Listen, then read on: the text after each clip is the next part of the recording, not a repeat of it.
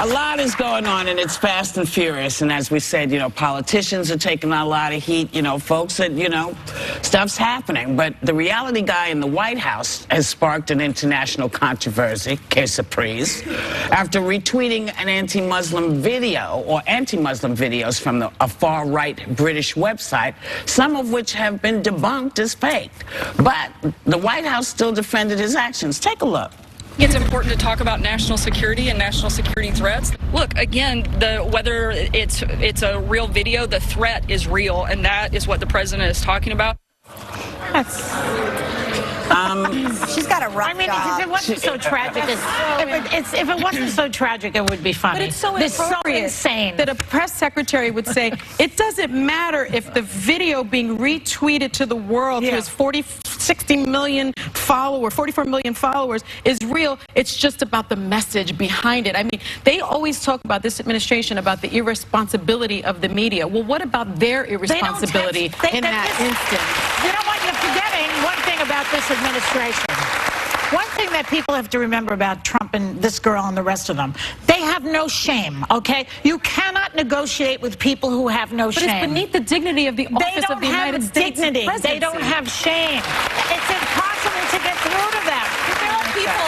You act like they're normal people. They're not normal. There's a guy there's a guy named Scott Adams that writes about the persuasive nature of the Trump administration, and it gives you an insight into not defending him, but what their strategy might be. Right. I think this is one of the most insightful comments yet by Sarah Huckabee Sanders, because there are often people that say, don't take him. What do you mean insightful? She's going to explain Well, that's what I'm saying, is that not to take it literally. A lot of supporters say, the hyperbole, the exaggeration. The problem is they just admitted that if the message they're pushing is okay, it's okay to be misfactual, like to not be truthful. Yeah. And that was the first time you're kind of hearing a term where they're confirming this idea that as long as you're pushing it for the right reason, it doesn't matter if it's literally true. And that's a scary thing to see. That doesn't play. That doesn't work. It's very scary because I think, he's clearly retweeted that 3 times, 3 different retweets to play to his base, to play to his supporters. And now they're somewhat confused because they don't know what is real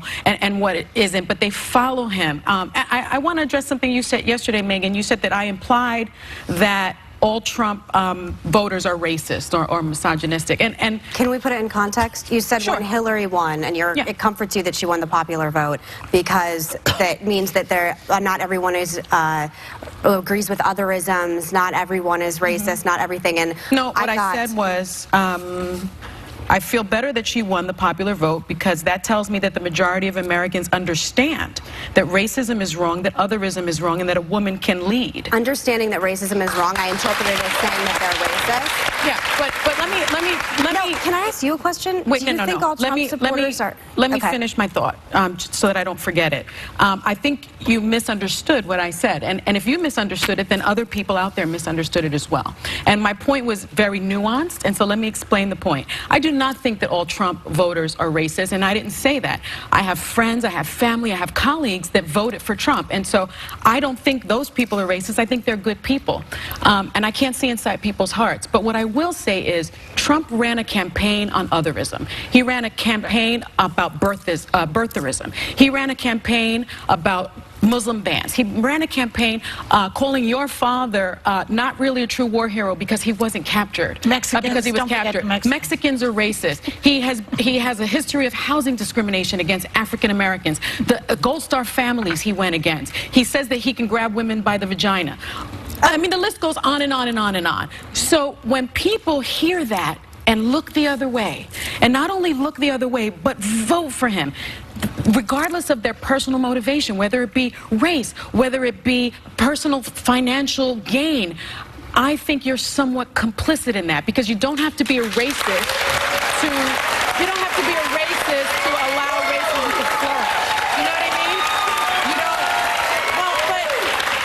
You don't have to be a bigot to enable bigotry. You don't have to be a racist to allow racism to flourish. And so when I said 3 million other people saw what he was talking about and they didn't look the other way, they decided I can't support that. And you know what? It does make me feel better at night. And it makes me sleep better at night.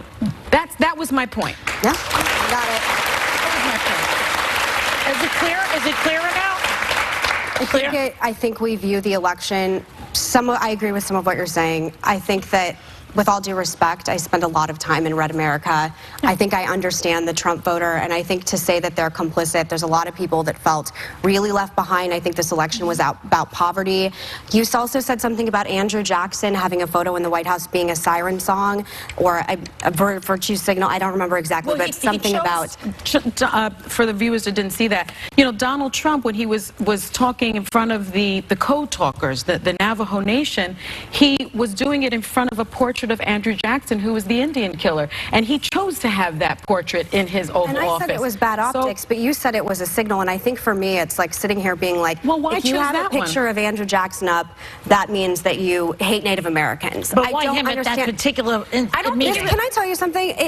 I'm trying to explain my people here on the show every day, and it's an intense challenge. It really is. I try very hard every day. Which are your people? And which are your people? I consider red state people my people. Hold on. You didn't vote for Trump. I did not vote for Trump, but part of it is because of a personal attacks on my father. I couldn't reconcile those two things, but I do think that... People can't reconcile his racist remarks sometimes. Why do you think he... that are of color? About the Wait, hold on. Let us finish. I'm sorry.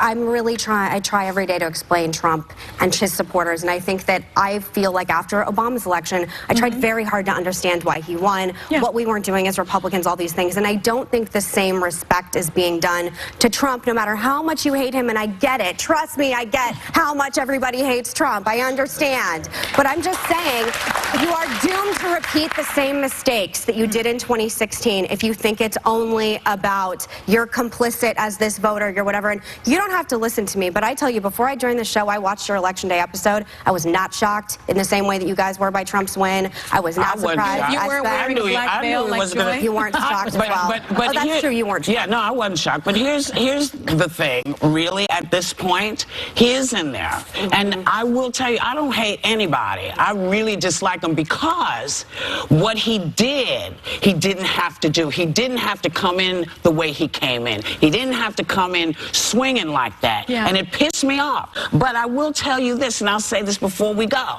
Unless y'all, did everybody say what they had to say? I'm not sure yet. I'm not sure. I'm thinking. I think it's But I also think that, like, a lot of people, no disrespect, and please jump in, Joy. Like, a lot of people hate Mike Pence and Paul Ryan. I had a conversation with him on the train that was like, I don't know who's worse, Trump, Mike Pence, or Paul Ryan. And when you call Bush Hitler, when you call my father Hitler, when you call Mitt Romney Hitler, at a certain point, if you cry wolf long enough, the beast shows up. So I'm sitting here telling you that we have to find some common ground here, and I try every single day, and I feel like I'm failing right now. You aren't. No. Wait. Just everybody hold on. We'll be right back because we're going to finish this.